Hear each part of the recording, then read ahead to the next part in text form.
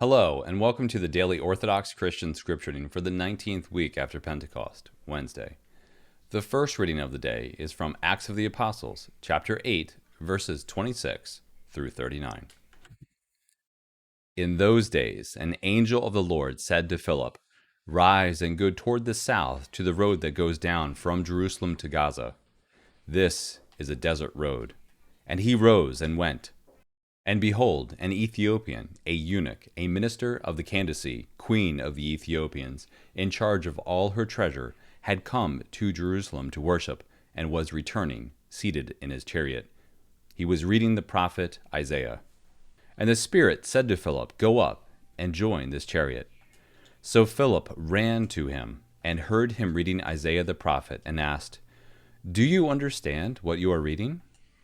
And he said, "How can I, unless someone guides me?"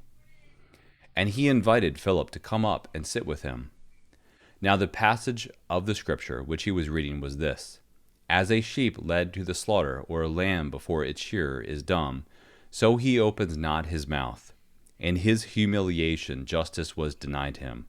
Who can describe his generation? For his life is taken up from the earth." And the eunuch said to Philip, "About whom, pray, does the prophet say this, about himself, or about someone else?"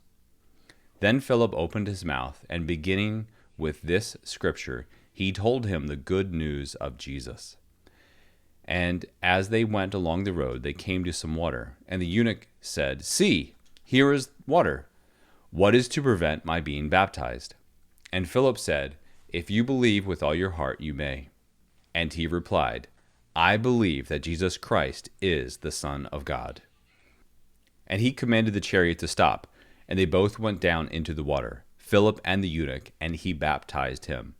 And when they came up out of the water, the Spirit of the Lord caught up Philip, and the eunuch saw him no more, and went on his way rejoicing.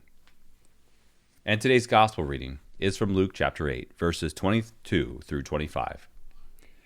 At that time, Jesus entered a boat with his disciples, and he said to them, "Let us go across to the other side of the lake." So they set out, and as they sailed, he fell asleep. And a storm of wind came down on the lake, and they were filling with water, and were in danger. And they went and woke him, saying, "Master, Master, we are perishing." And he awoke, and rebuked the wind and the raging waves, and they ceased, and there was a calm. He said to them, "Where is your faith?" And they were afraid, and they marveled, saying to one another, "Who then is this, that he commands even wind and water, and they obey him?" Thank you for listening. Let the brightness of the Lord our God be upon us, and direct the works of our hands to do good. See you tomorrow.